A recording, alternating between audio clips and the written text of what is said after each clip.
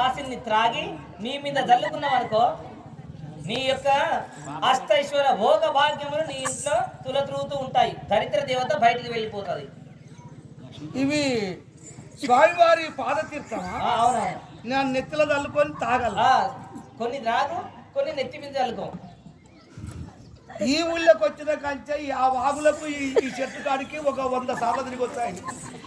ఇంతకు ముందుకు వేయొచ్చుండు బండి వేసుకొని, ఎక్కడెక్కడ దొక్కొచ్చుండో.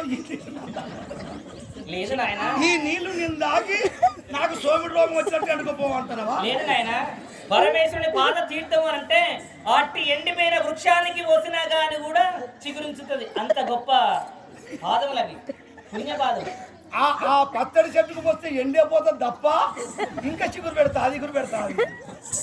ఇవి నేను తాగలనా? ఆయన వాగులకు ఎన్నోసార్లు దిగి వచ్చిండు. ఆ వాగుడ్డు పంట ఎక్కడెక్కడ దొక్కి వచ్చిండో నన్ను తాగమంటావు. ఇవి వీరి కింద పెడతా. ఇవి వాసన వచ్చేదాకా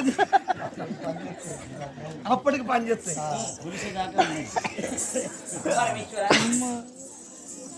ఎన్నైనా కానీ కూడా పరమేశ్వరుడు నేను దూరం నుండి వస్తూ ఉంటే అయ్యో నా దేవి పార్వతి వస్తున్నది కదా అని తపస్సు చేసేవాడైన భిన్న చేసుకొని నాకు ఎదురు వచ్చి తను నన్ను తోడుకొని వచ్చేవాడు.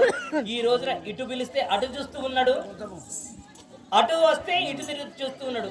ఓహో, మరి నేనేమన్నా తప్పితార్థం చేశానో ఏమో. మరి పరమేశ్వరుని అడుగుతా, నాదా నాకు తెలియకుండా ఏదన్నా తప్పు చేస్తే నన్ను మన్నించు, ఇటు చూడలేవా? ఇదేమి విధి వైపరీత్యమో అర్థం కావడం లేదు. అయినా భర్త 10 మందిలోకి వెళ్ళిపోయి 10 సమస్యలతో ఇంటికి వచ్చినప్పుడు అతన్ని ఏకాంతంగా ఉంచాలే కానీ బాధ పెట్టకూడదు. సరే స్వామి, నీ పూజనైతే చేశాను. ఏమైంది?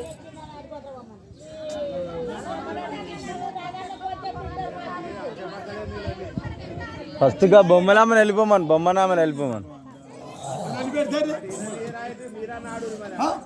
బొమ్మల పెట్ట సరే, నేను నిన్ను బాధ పెట్టేదాన్ని కాదు కాబట్టి ఇక నేను వెళ్ళిపోతాను. మీ యొక్క సేవనైతే చేశాను కదా, ఇక నాకు చాలు స్వామి, ఇక నేను వెళ్ళి వస్తాను.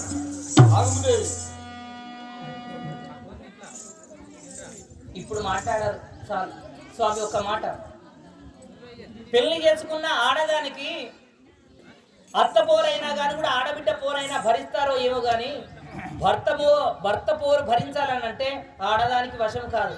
కాబట్టి నువ్వు మాట్లాడితే చాలు. ఆడదానికి శిక్ష ఏంటంటే భర్త మాట్లాడకపోవడమే అదో పెద్ద శిక్ష. నువ్వు మాట్లాడకపోతే ఏదో పొడగొట్టుకున్నట్టు ఉన్నది స్వామి. నువ్వు మాట్లాడవు కదా, నాకు సరిపోతుంది. కానీ ఒక మాట స్వామి, ఏమి నీవు ఏదైనా కానీ కూడా నీ మనములో ఉన్నదో ఏమో నాకైతే తెలియదు. కానీ ఒకవేళ నాకు తెలిసిన విషయమో అయితే ఆ సమస్యకు నేను చెబుతాను. ఒకవేళ తెలియనిది అయ్యేది ఉంటే ఆలోచిస్తాను. ఒకవేళ అంతకు మించి నేను ఏం చేయలేకపోతే ఊరుకుంటానే తప్ప నిన్ను బాధ పెట్టేదాన్ని కాదు స్వామి. అదేంటో నాకు చెప్పండి. తెలుపమంటున్నావా?